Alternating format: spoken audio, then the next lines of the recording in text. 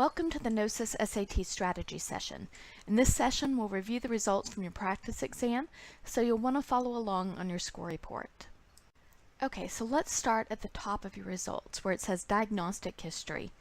In this section, if you'll focus on that top row, there you'll see the date of your test, the diagnostic, the name of the test you took, and then you've got your two SAT scores, your reading and writing section score, which is 200 to 800, and your math section score, which is 200 to 800, and then your total. This is your SAT score, which has a range of 400 to 1600 points. You will also see test scores for math, reading, and writing. Okay, and we'll talk about those in a second. Okay, so underneath the titles then, you see the date of your test, the name of your test, and then your actual score. So what did you make on the verbal section, the reading and writing? Between 200 and 800, my sample student has a 510. What did you have? Math, between 200 and 800, again, my student has a 510. So that means her total is a 1020. Okay, on the right-hand side, under the test scores, you've got three separate test scores, and each one represents a raw score, not the scaled SAT score. Okay, so having got a glimpse of your SAT score on this practice exam, you're probably thinking, well, what's a good score? Right? How did I do compared to everybody else? So let's review a couple of factors in what determines a good score. Obviously, some scores are just flat good.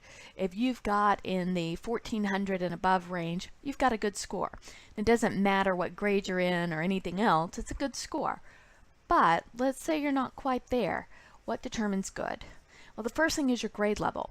Obviously, if you're a 9th grader taking this practice exam, we're not expecting you to score as well as you will, hopefully, when you're a 10th grader or an 11th grader. All right, so grade level is one determining factor. The second factor is college choice. Where do you want to go to school? Right? Where are you going to apply? Where would you love to go to university? Obviously, the more selective and rigorous the program or the university, the higher your score needs to be. So if you're trying to apply to an Ivy League school and you've got an average score, not very likely to get admitted. And just the reverse, if you're applying to an average university and you've got an average score, then hey, you're probably actually looking pretty good for admission. It'll be other factors that'll determine whether or not you get admitted. Okay, one more factor that determines good is scholarships. Right? The more scholarship money you want, the higher you want that score to be, because that's what's going to help you stand out in comparison to all the other applicants for those scholarships. And some scholarships will actually have cutoff scores, others won't, but they'll have you submit your score, and obviously the higher your score, the more likely you are to be awarded a scholarship. Okay, so a good rule of thumb for determining what's a good score is you want to try to beat your top school's average score. So whatever your top reach of a school is, right, when you take a look at their scores, you want to average it, and then you want to be at or above that average. That way, when you submit your application package, your score doesn't scream, you might not be able to cut it. It says you fit in with everybody else, and then they look at other factors in your application to determine whether or not you're going to be a good fit for that university. Okay, so now let's switch gears for a second and talk about a couple of general preparation tips. The first thing we recommend is that you take both the SAT and the ACT. You never know which one you're going to do better on. Almost every university takes both, and it gives you one more shot of meeting some qualification cutoff. So, for example, SAT, let's say you took it last Saturday. Well, let's say you scored an 82nd percentile. If you were to go in and take the ACT this Saturday, you're likely to score right around there. But maybe you scored the 79th percentile or the 85th percentile. Right, probably won't be exactly the same. There'll be a slight variability. It'll depend on the test, it'll depend on the day, it'll depend on how you feel, what you did the night before. There's lots of factors that'll determine that variability, but it's highly unlikely you're going to walk in and take the SAT, score an 80th percentile, then the next weekend walk in and take the ACT, and all of a sudden you're like, ta-da, 95th percentile. Right? It just doesn't happen. So you're going to be within this range of variability, and you want to give yourself every opportunity to meet a cutoff score, because what if that scholarship application requires an 83rd percentile and you just missed it on the SAT but you just got it on the ACT, or vice versa? So that's what we're recommending. Make sure you take both exams. Okay, second general preparation tip is for you to know that there is no set order of difficulty on the SAT. So SAT, ACT, PSAT, none of them have a set order of difficulty. That means that easy, medium, and hard problems are jumbled on the test. And that's a change on this recent exam. Right? So that means you need to get used to guessing on and flagging hard problems and then returning to them at the end of the section if you've got time. But you also need to get used to it psychologically, because in most of your coursework you probably have exams that go in order of easy, medium, hard. You think about the last math exam you had, right? Probably the last couple of questions on the test were the hardest, and that won't be true on the SAT. Okay, and then the last general preparation tip I want to talk about right now is for you to realize that there is no wrong answer penalty on the SAT. Again, this is a change. That means you're going to want to guess on every single problem. Leave no answer blank. So as we look at the rest of this report, you need to be asking yourself, did I leave anything blank? Because if you did, it wasn't strategic. You should always put an answer, even if you don't want to spend any time trying to solve the problem because it's beyond your skill set. Okay, so at this point, we usually get a lot of questions. Does preparation help? Can you really improve your score? And the answer is definitely. Good preparation definitely helps. Good preparation is going to involve strategic methods, solid review of the content, and vocabulary building. All right, you're going to need all of those pieces, and that's what's going to factor into really raising your score. A little bit later on, we'll talk about some of the resources that Knowsys has available to help you get ready for this exam. We've talked about what makes a good score. Now let's talk about what makes your scores competitive, right? Are you where you want to be for the universities that you're interested in? Right, here we've got several universities listed. Right, hopefully there's some you're interested in, but if not, we'll tell you where to find more information. These are the SAT score range for the middle 50th% of students who were accepted at these particular universities. So what that means is, let's say 100 students applied to Baylor. Well, the middle 50 of the group had scores between 1210 and 1380. That means 25 were below 1210 and 25 were above 1380. You can see the math, you can see the reading, so you can see the scores and you can look down. Let's say you're interested in UNT, right? Are your scores somewhere in that 1070 to 1270 range? Remember, we said a good rule of thumb is to be at the average. So I would average 1070 and 1270, right, and come up with 1170. And then if I want to apply to UNT, I want to be at 1170 or higher so that I know my SAT score isn't going to be a stumbling factor when it comes to submitting my application. Okay, the last column on the page is percent admitted, and this tells you how selective the university is. So what you can see is at Baylor, 44% of the students who applied were admitted. Rice, it was 16%, so obviously Rice is significantly more selective than Baylor. SMU 49, A&M 66, so you can see the different percentages there, and that just tells you what your competition looks like at any particular university. Okay, so maybe you're thinking, what about Harvard? What about Duke? What about Notre Dame? What about, well, where you go to get this information is collegeboard.org. They've got a section called College Search, and you're able to type in the university and then find this information over on the left side where it has information about application. It'll show you the SAT scores, the ACT scores, GPA, lots of other information.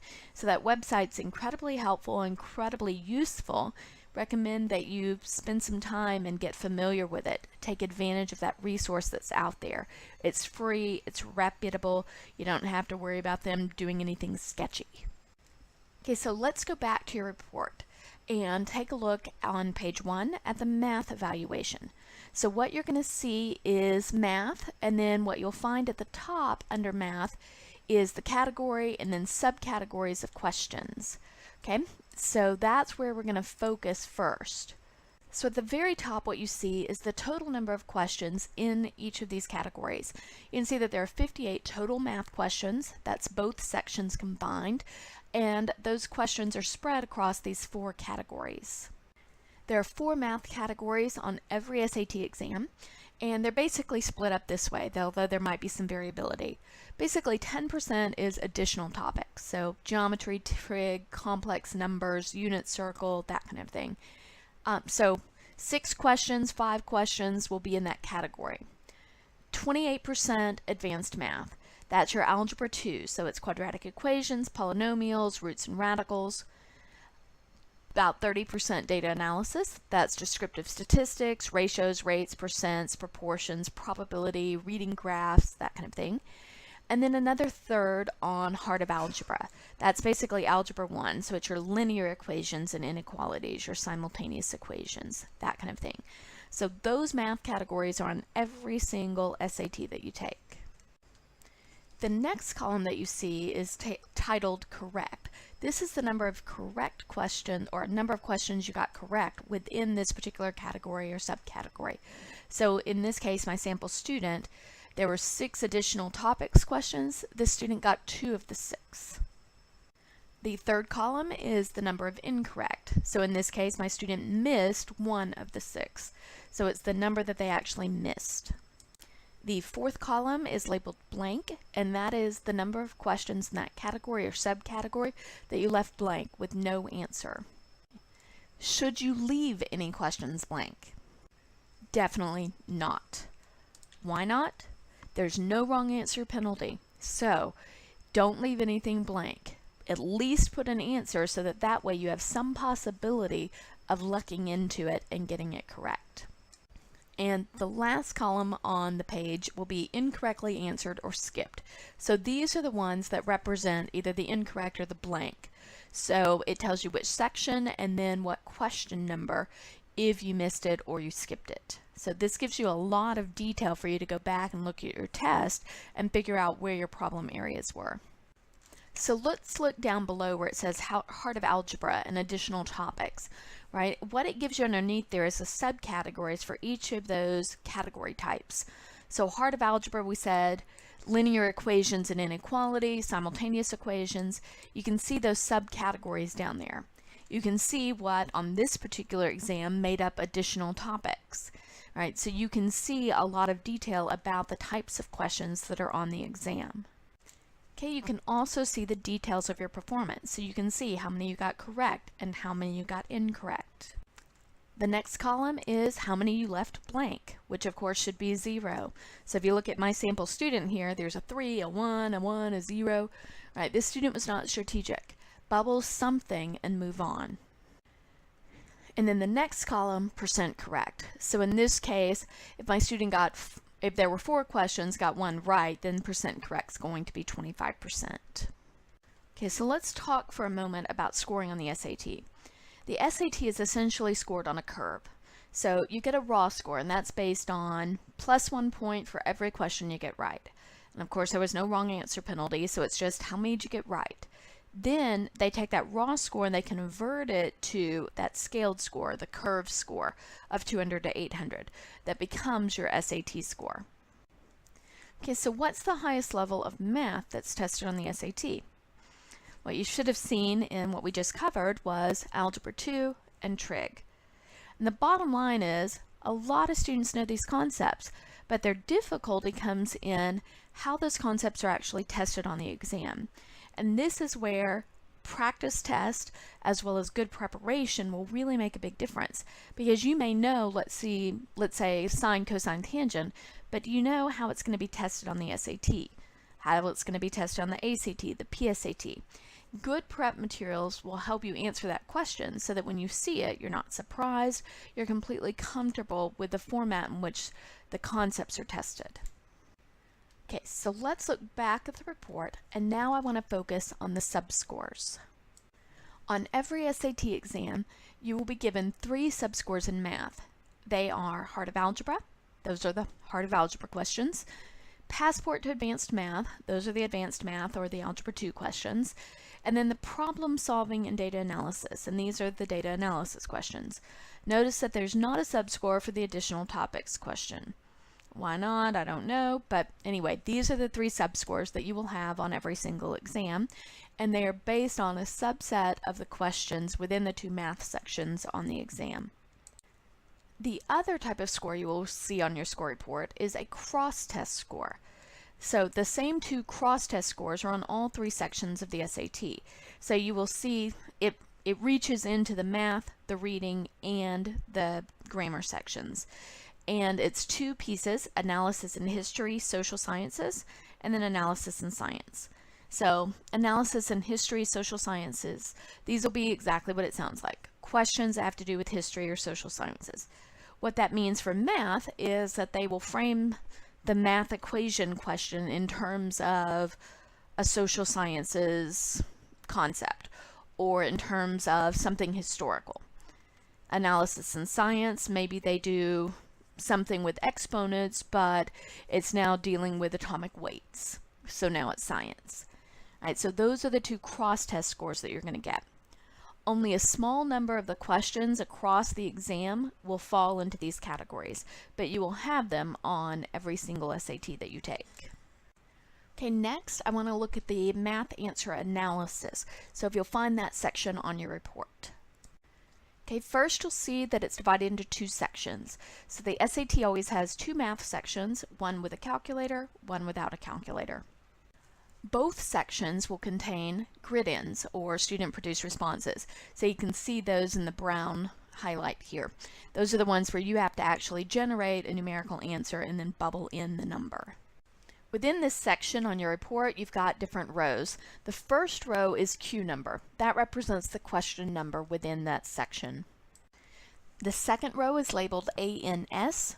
That represents the correct answer for that question in that section. The third row is mark, and mark represents the student answer. So if there is a dash, that means you left it blank. If there is a letter answer, A, B, C, D, or E, that is the answer that you put that is incorrect. And then if there's a plus, that means you got it correct. So if you take a look at my sample here, my student missed number 2. The correct answer was C, the student bubbled A. If you take a look at number 16, the correct answer is 11, and my student didn't put anything in. And your answers may be different, it just depends on which version of the test we're looking at, but the way you read the report will be the same.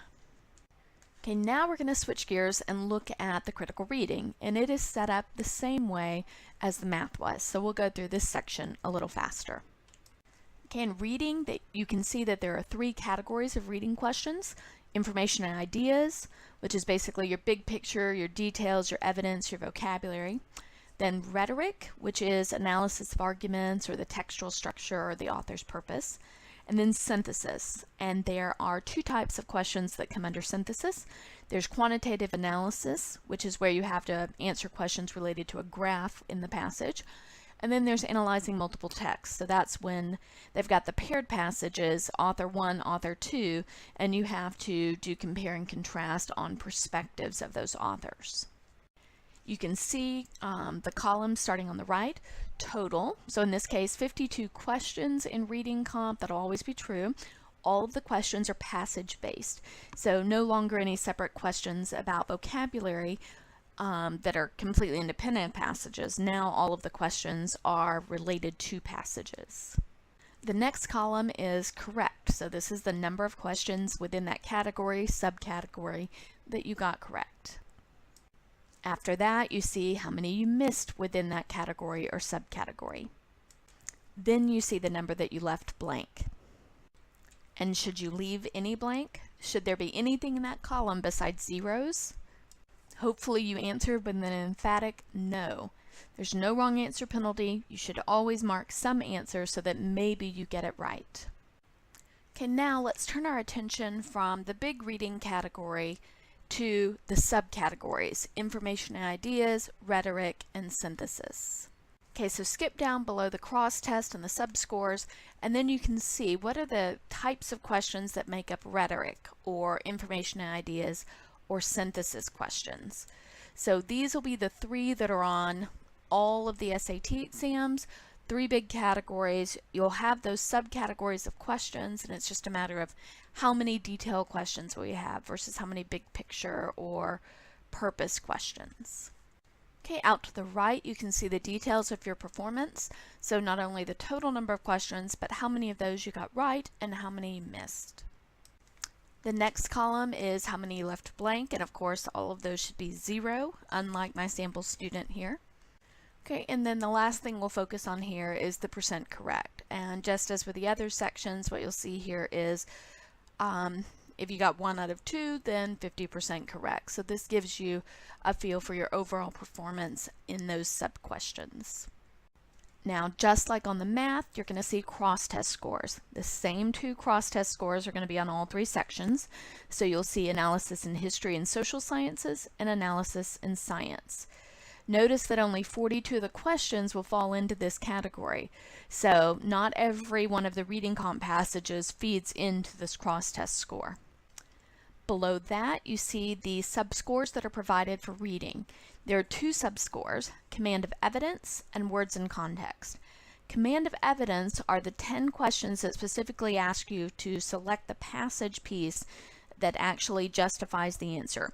So there'll be some question, let's say number 9, will say, with which of the following would the author most likely agree? You pick one. And then number 10 is, which piece of the passage justifies the answer to the question before it? And there will be 4 pieces of the passage quoted, and you will have to select. So that is command of evidence. Words in context is specifically vocabulary. So it will say in line number 4, the word fence most nearly means. A lot of these are words that have multiple meanings. So like fence, obviously when you say that, most people think of a white picket fence, but it could also mean to get rid of stolen goods, right? It can also mean to spar with somebody else using a blade, right? So words that have multiple meanings are frequently tested in these specific words and context questions. Notice that only about 20 questions count toward these particular subscores. Then I want you to look down below where it has your reading answers analysis, and we'll take a look at this. It's set up the same way that the math was. There's only 1 reading comp section, so unlike the math, you won't see 2, you'll only see 1 section here. The first row will be the Q number, which is the question number within that section. Second row is ANS, that represents the correct answer for that question number in that section. And the third row is the mark, and that is a plus if you got it correct, a letter if you put a letter that was the wrong one, and then a dash if you left it blank. And of course you should have no dashes because you want to leave nothing blank. Okay, now let's turn our attention to the writing piece. So this is probably on page 2 of your report. Reports vary slightly in pagination depending on how many you missed. Okay, so writing section, you'll see that it's set up the same way that the math and the reading was. Okay, in writing there are 6 different categories. There's development, which represents authors' writing choices. There's effective language use, that's style, tone, word choice. Mechanics, this is actual grammar. Organization, this is how the author actually organized the passage. Sentence structure, which is grammar, and usage, which is grammar. So you can see 3 of the 6 categories are about grammar, and the other 3 are about author's writing style. Okay, the columns going across, the total number of questions, so there are 44 total grammar questions divided among these 6 different categories. After the total, you see the number that you got correct in that particular category or subcategory, followed by the number that you missed in that particular category or subcategory, followed by the number that you left blank. And of course, you shouldn't leave any blank. There should be zeros all the way down that column. Now skip down a bit below the subscores and the cross test. I want to take a look at the categories because then you can see the subcategories of questions. So under usage questions, right, which is a type of grammar, they ask about pronouns, subject-verb agreement, words and expressions. Mechanics is always punctuation. Do you need a comma, a semicolon, a colon, a dash, right? What do you need in this particular sentence? And then under effective language use, you can see concision, style, and tone, and you can keep looking down. So all 6 of the categories will have their subcategories of questions. To the right of that, you see the details of your performance. So you know how many total questions, how many did you get right, and how many did you get wrong. That, of course, is followed by how many did you leave blank, which, of course, should be 0. then followed by the percent you got correct. So if you got 1 out of 3, then 33% correct in that particular subcategory. Then let's take a look at the subscores. Here there are actually 4 subscores. So there's command of evidence and words in context, just as in the reading comp section. Plus there's expression of ideas and standard English conventions. Expression of ideas is the more writer's craft piece, so development, organization, style, tone. Standard English convention is grammar and idioms, the use of the language. You will also have cross-test scores here, the same two, so the history, social sciences, and the science. And just as in the reading comp, you will have 1 or 2 passages that actually has a graph or graphs that go with it, and the grammar questions will ask about interpreting them, and those would fall into the non-grammar, they would fall into the author's craft development section. Notice that only about 12 of the questions will actually get categorized within these cross-test subscores. Okay, below that, if you look to your writing answer analysis section, right, you will see that there's only 1 section, just as with the reading comp. This is set up the exact same way, so Q number represents the question number within that section. The ANS answer row represents the correct answer for that question number. And the mark row represents your answer. If you got it right, there's a plus. If you missed it, there's the letter. And then if you left it blank, there will be a dash. Okay, now let's look at the essay section. So we've looked at the objective portion of the test. Now let's turn to the essay. So if you go back to page 1 of your report, right underneath the very top section is the essay score piece. And what you'll see is your test date as well as the name of the test, and then 3 subscores for reading, analysis, and writing. Now, the essay on the SAT is optional to College Board. Right, so they let you sign up for the test with the essay or without the essay. So most students are like, well, shoot, I don't want to take the essay, so they don't sign up for it. But many colleges and universities actually require the essay. So we highly recommend that you sign up for the essay unless you absolutely positively know that there is no way any university you ever want to apply to will require the essay.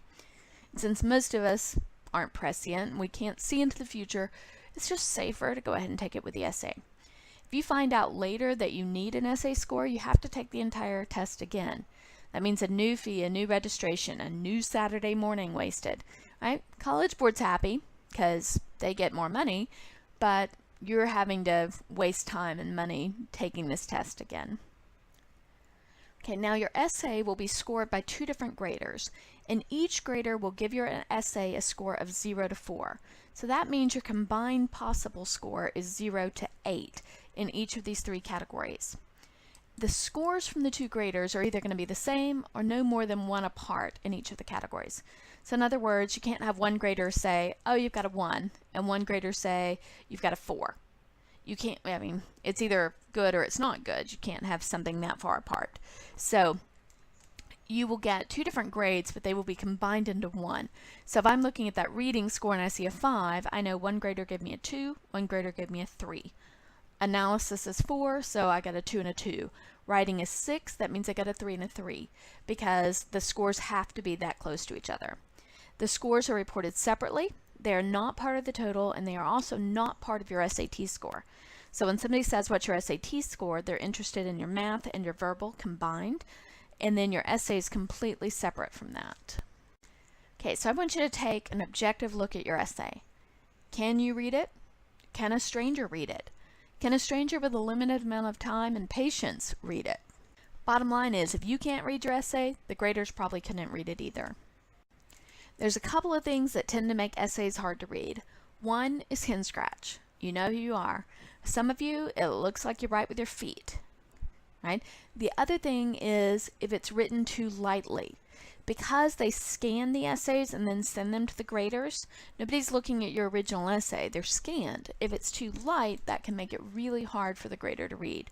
So make sure you write dark enough that if it's scanned or faxed, it'll actually be legible. Okay, so there are 3 essay score categories, right? Each one 0 to 8. So the first one is reading. This one is basically, does your essay show that you read and correctly understood the author's position? Right? The second piece is analysis. Does your essay correctly analyze the author's argument and use of rhetoric and evidence to convey the argument? And then the third piece is writing. Does your essay communicate well using standard written English? In other words, maybe you've got perfect understanding, brilliant analysis, but your English is so garbled and so poorly written that it doesn't communicate well. Well, then you would have a high score in reading, a high score in analysis, but a low score in writing. So let's take a look at the essay scores themselves and what they represent. So this would be one grader in one category. They give you the possibility of 0 to 4. A score of 4 is outstanding. A 3 is labeled effective. A 2 is labeled inadequate. And a 1 is, gulp, fundamentally lacking. Major problems. If you received a 0, that means your essay was either off topic or illegible. Right? Those are the only two reasons you get a 0. So the dividing line here is between the 3 and the 2. Right? A 3 or a 4 is a good essay. A 2 and below is a bad essay. Okay, so since your score is a score from 2 different graders, it will be on the scale of 0 to 8. So if you received a 3 in a category, that means one grader gave you a 1 and one gave you a 2. If you have a 7, somebody gave you a 3 and a 4. If you have an 8, you've got a 4 and a 4. You've got the two highest possible scores. All right, so what you want to see is a bare minimum of 5, because a 5 says one grader gave you a 3 effective, one grader gave you a 2 inadequate. All right, so you want to see 5, 6, 7, or 8, because otherwise you're in the sketchy, don't write well, something's really wrong area of the essay. Now, if you turn to page 3 of your report, this is where you should see the details about your essay scores. So the first thing you'll see is in bold the total scores in each of the 3 categories. So my student has a reading score of 6 and an analysis score of 5. Below that, what you see is a description of the scores. So what you see is 6. A 6 for this particular student, a 6 is 2 3s. So next time strive for 4s. Right? And what it shows you down below is the SAT description for a level 4 versus a level 3. Or the one below it in my case. An analysis of 5, that means they got a 3 and a 2, so we want them to strive for 4s next time.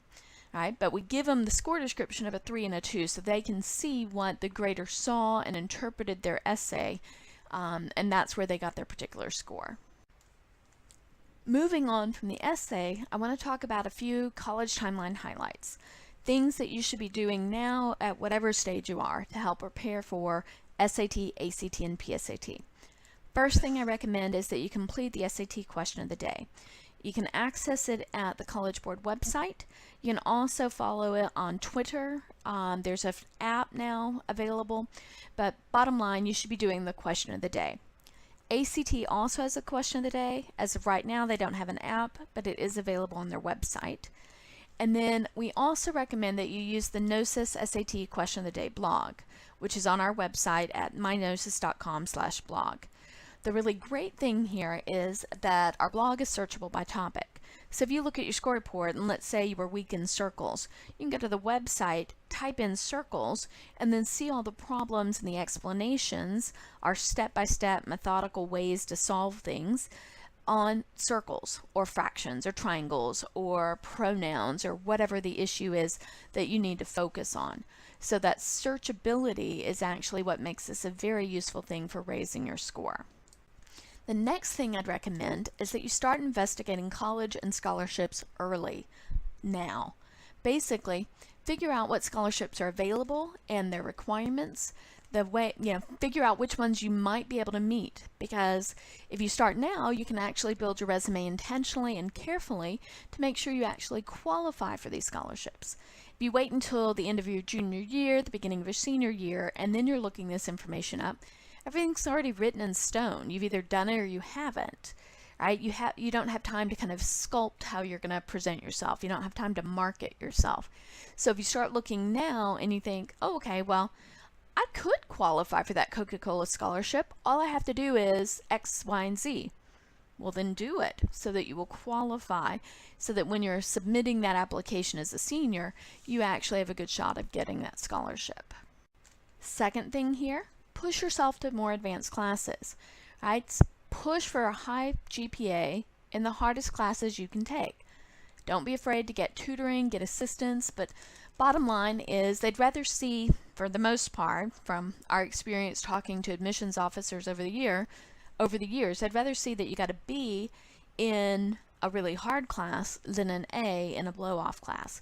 All right, so just make sure that you're pushing yourself to excel. Additionally, take practice exams. Good job starting with this one, right? We recommend that you plan to take one test in the fall, one test in the spring. Right? You don't need to take necessarily every practice exam we offer, but you want to use the practice exams to see whether or not you're actually ready to take the real exam. So, do the preparation work, do the practice exams, get familiar with the test, learn your strengths and weaknesses, improve your weaknesses. That way when you go in to take the real exam, you're ready to maximize your score straight out of the box. And like I just said, practice. It's not enough just to take practice exams, right? You get a little bit of a boost from familiarity. The fact that you've taken the exam before, you've taken this practice test, now you know how the test works, right? So you'll get a little bit of a boost from that. But if you want to see a significant improvement in your score, you have to strengthen your skills. That means doing some work. Right? Whether that's taking a prep course, working on your own, doing self-study, using some of our resources, whatever it is, but it requires some work. It doesn't just happen overnight, and it's not magic. Okay, Knowsys has several self-study aids available, things that'll help you raise your score. First thing I'd recommend is our book, Navigating the SAT. This is a complete SAT, PSAT self-study book. There are two formats. You can buy it in print format via Amazon, or you can buy it as an ebook through Kindle. We also have math practice books, 2 levels, basic math or pre-algebra, and advanced math. And the advanced math is pre-algebra, algebra, geometry.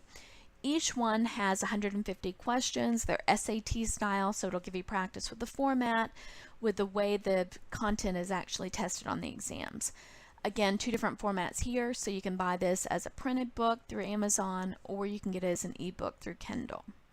Right? If it's been a while since you've done some of that pre-algebra, a little bit rusty, I definitely recommend you start with the pre-algebra basic math piece first, and then move to the advanced math. Okay? Third thing that we have is SAT and PSAT vocabulary flashcards. But first, before we talk about that, I want to talk about the importance of vocabulary on these exams. Okay, when the SAT changed most recently, they dropped off sentence completions.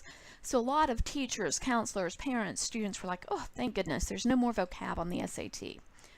Wrong. You know from taking this practice exam that there's plenty of college level vocabulary on this test. The passages are dense, college level reading. So if your vocab is weak, it's going to slow you down, it'll make it hard to understand. Sometimes there's vocabulary in the questions themselves that you don't know the meaning to, and then obviously that'll mess up your ability to answer questions correctly, quickly, accurately. Right? It'll also obviously mess you up on the vocab and context questions, which is one of the particular categories. So you know, bare minimum, you'll have at least 10 of those questions. Right? So questions do still test vocabulary. The passages got even more complex than before, which means there's even more vocabulary embedded in the passage. Right, and you can see a list up there at the top. This is just some that were used on one of the exams that we pulled to look at. Equivocal, mercurial, capricious, loquacious, disparage. Right? If you don't know those words, you need to work on your vocabulary. And improving your vocab will pay off not only on your reading comp, but also in your writing, on your SAT essay, as well as your application essays, college reading. I think you get the point. Right? There's not a place where it's going to hurt. The more you know in terms of vocabulary, the better off you're going to be. Okay, Knowsys offers 2 levels of vocabulary to help you get ready. We offer an SAT level and a PSAT level. The SAT, if you think about it in terms of like 1 and 2, SAT is level 1, PSAT is level 2. It's the higher level, harder words. So if your vocabulary is already really strong, go for the PSAT flashcards.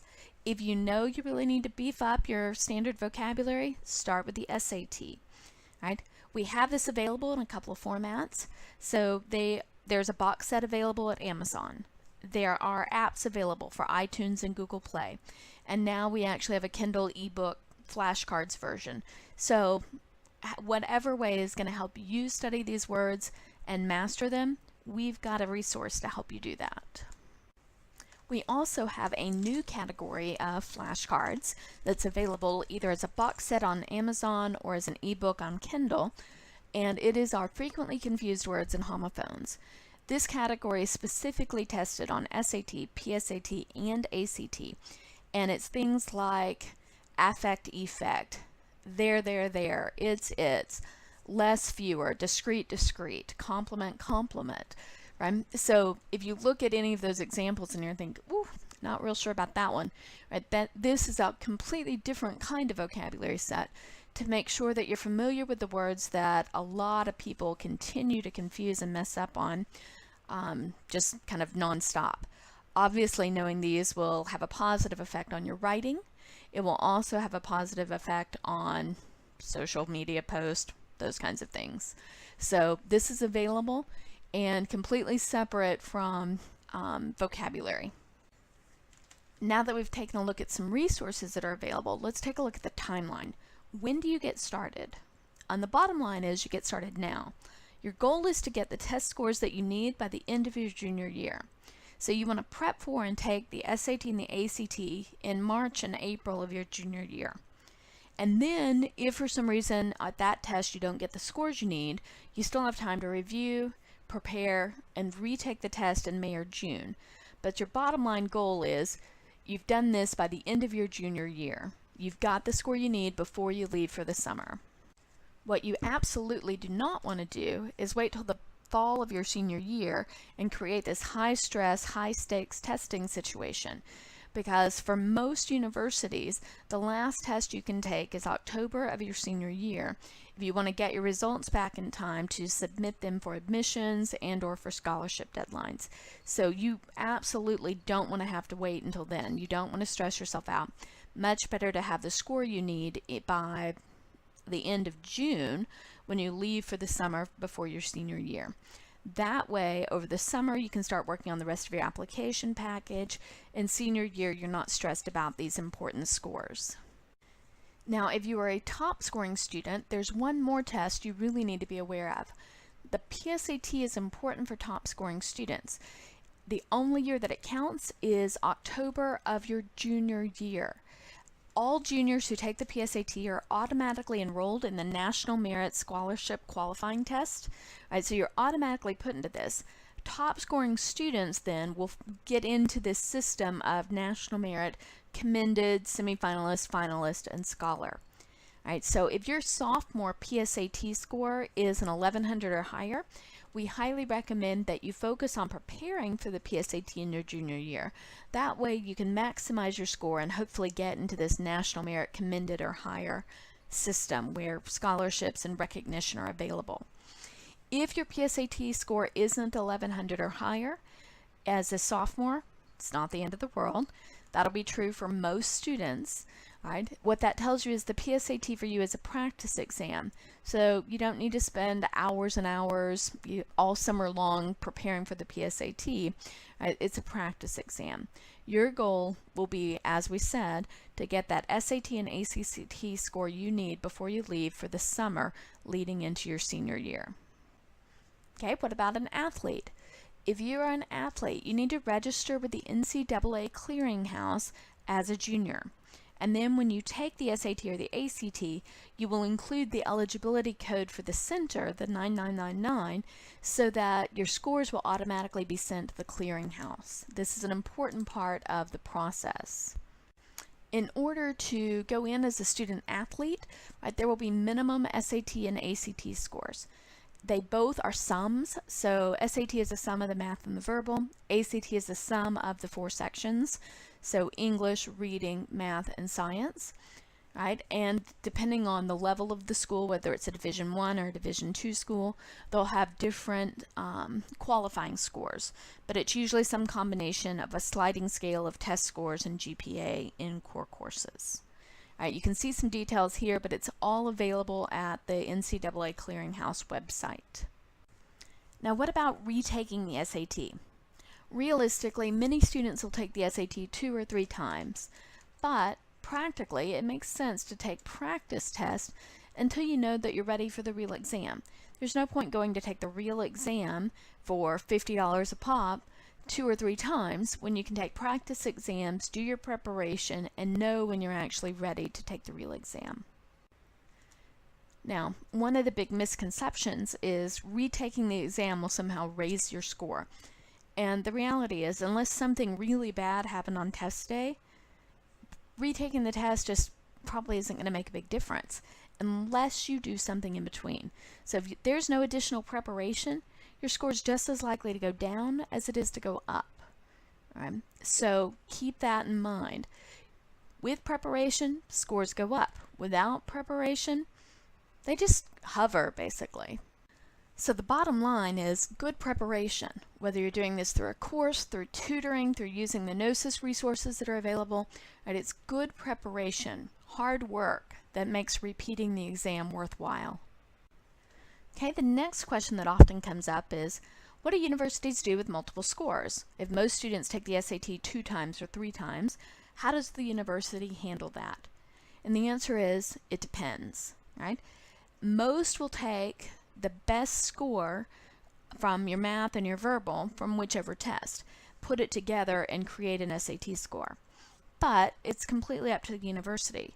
So to find out for sure, you call the university admissions department, and you can do this anonymously. You don't have to tell them who you are, and just ask, what do you guys do if I submit an SAT score report that has multiple scores or multiple exam administrations on it? How do you handle multiple SAT scores? And they'll let you know what their policy is. Okay, maybe you've heard about score choice. What is score choice? Well, both the SAT and the ACT have a score choice option. And what that does is that it lets you decide which test administration or administrations do you want to send. So if you take the test in January and then you take it again in March, right, do you want to send just the January scores or just the March scores? The problem is, for a lot of students, they haven't taken our advice, they haven't prepared in between. So January, their math score's higher, and March, their verbal score higher. So they end up having to send both anyway. All right, so there really becomes no score choice. There is also an exception. Some of the more selective universities actually require that you send all of your scores. So for example, if you're applying to Rice in Houston, right, you don't get a score choice. They will say send your complete score report. So you have to be aware that that could happen. The safest thing is for you to assume you're going to have to send all of your scores, which is why if you use the practice test and then you only go take the real exam when you know you're ready and you're going to maximize your score, you won't have to worry about this anyway. Okay, so now I want to turn our attention to the overview of the tests that you have to take in high school. Right, so there's SAT and ACT. These are your college admissions exams. They are, like we said, timeline, spring of your junior year. And your preparation is generally going to be some sort of special course or self-study. Right? Just because you do well in your high school classes, even if your high school is an amazing high school, that doesn't mean you're going to do well on these exams. So you'll want to put some special preparation into it. PSAT exam, this is the national merit test. Again, it's only real October of your junior year, although you may have taken it as a sophomore, even a freshman. Maybe you took it even in junior high, but the only year it counts is October of your junior year. And again, to do well there, to really maximize your score, that's going to require some special direct instruction. All right, so preparation specifically for the exam. Practice exams, like the one you took here, the goal is to give you realistic practice before you go in to take the real exam. You can take them anytime. We offer multiple exams. We recommend you don't overtest. You don't want to take one, every other weekend or something like that. You don't want to burn yourself out, but you want to use them strategically. All right, so you don't have to do any preparation. We do recommend that you do preparation on your own, and then you can use these practice exams as a gauge to see how you're doing. Right? AP exams, a lot of you guys are in AP courses, or you will be, right? Those courses prepare you for a specific exam. So these are specific subjects The goal of those exams is college placement, college credit, so that maybe you don't have to take calculus because you've taken the AP Calculus exam and scored a 4 or 5 on it. Right? You generally take those in high school, although sometimes in junior high. And your preparation for that is your AP class, right? You've got a specific class that focuses on that. Now, SAT 2s. Have you even heard about an SAT 2? SAT 2 is a subject test. It's basically the equivalent of an AP exam, and it's used for college placement and admissions. Right? Often you take these in the spring of your junior year, the fall of your senior year, and we'll come back and talk about them in a few minutes. Last set of exams on here is your EOC exams. These are the ones that are required by the state for you to get a high school diploma. And again, when you take them depends on when you're taking those specific courses. But the courses that you take in high school should prepare you for these exams. So let's say a couple more words about the SAT 2s. Not every university is going to require them. So what you want to do is look ahead, go to the College Board website, take a look at your toughest, most selective university that you're going to be applying to, and see if they require SAT 2 exams. If they do, we recommend that you take them at the same time you're taking the AP exam. So typically, there's an AP Calculus exam, there's an SAT 2 that's a calculus exam. There's language ones, there's history, there's French, there's kind of everything that you've got an AP exam for. There's also an SAT 2 exam for. And it makes sense that you take the exam at the same time that you're preparing for the AP exam. So you already have focused training in that subject area. So if there's any possibility you're going to apply to a selective university that's going to require SAT 2s, you should definitely be taking them at the same time that you're taking the related AP exam. Okay, now let's turn and do a quick comparison of the SAT and the ACT. All right, scoring. SAT, minimum score 400, maximum score 1600. You've got 2 individual sections, the math and the verbal, each with a range of 200 to 800, and the essay is optional. ACT, the essay is also optional. Here your composite score is 1 to 36, and it's actually an average, not a sum, of 4 test scores: your reading, your English, your math, and your science. Each individual score is 1 to 36, and then you average them to get your composite or your ACT score. Neither test has a wrong answer penalty, so for both of them you should just guess. Make sure you don't leave anything blank. The length is about the same. The SAT is 15 minutes longer. They both have 5 sections, so they both have reading. They both have grammar. ACT calls it English. They both have math. The difference here is that SAT has 2 math sections, one with a calculator and one without. ACT only has a calculator section. But what ACT adds is a science section, which is complex graphs. So it's not how much chemistry or physics do you remember, it's how well do you read and interpret complex graphs and data. And then they both have essays. The SAT essay is 50 minutes long and the ACT is only 40 minutes long. Completely different styles of questions for those essays. That's kind of a nice simplified overview of the 2 exams. So in terms of what they test, both test reading, math, grammar, essay writing.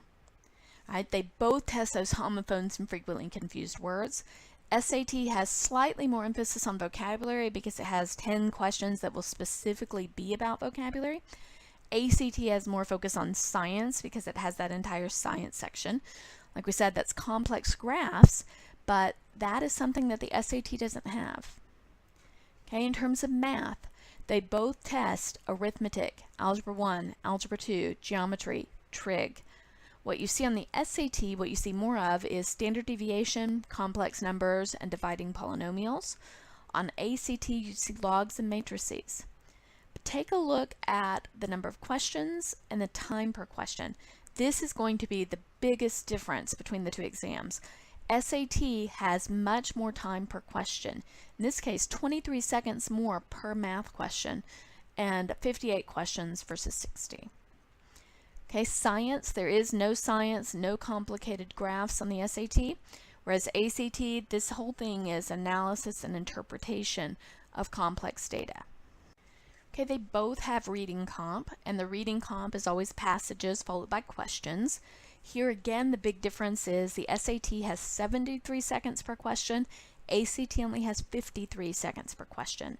So that includes the time to read, and they both have basically the same number of words in a test, so relatively there's a lot more time on the SAT than the ACT.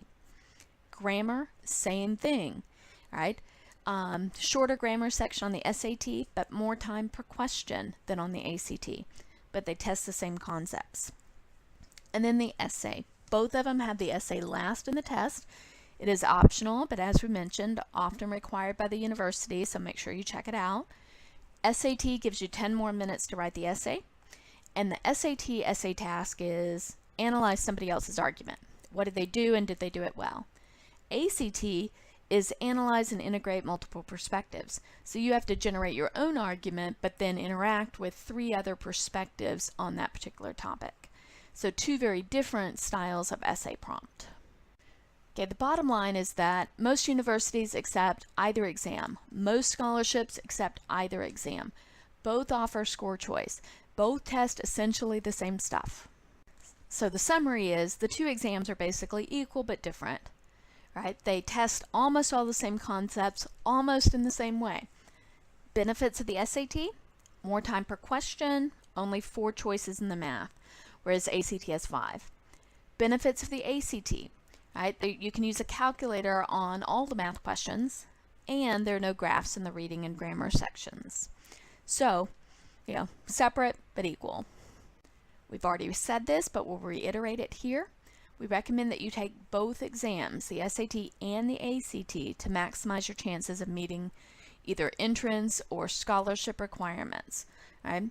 Because you might just miss it on one and just make it on the other exam. So give yourself 2 opportunities to make those cutoffs. And then secondly, preparing for one exam helps you prepare for the other, because there's so much overlap in content as well as format and how these things are tested, right? As you prepare for one, you're preparing for the other. But you do need to do some separate preparation. You need to know what the ACT essay looks like. You need to know what ACT science looks like. You need to know what those dividing polynomials looks like on the SAT. Right? So the things that are unique, you want to make sure you take a look at so you're not blindsided when you take the exams. Okay, so last page. Thank you for doing this practice test. Congratulations. If you'd like more information on the SAT, we're directing you to the collegeboard.org website.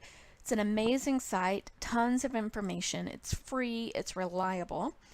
If you want to know more about the Knowsys blog or the Knowsys resources that are available, please visit our website, myknowsys.com. And then if you're looking for our products, feel free to email us, but also check us out at Amazon, apps, Kindle. Right? We've got lots of ways that we can help. We wish you the best of luck, and we look forward to working with you in the future.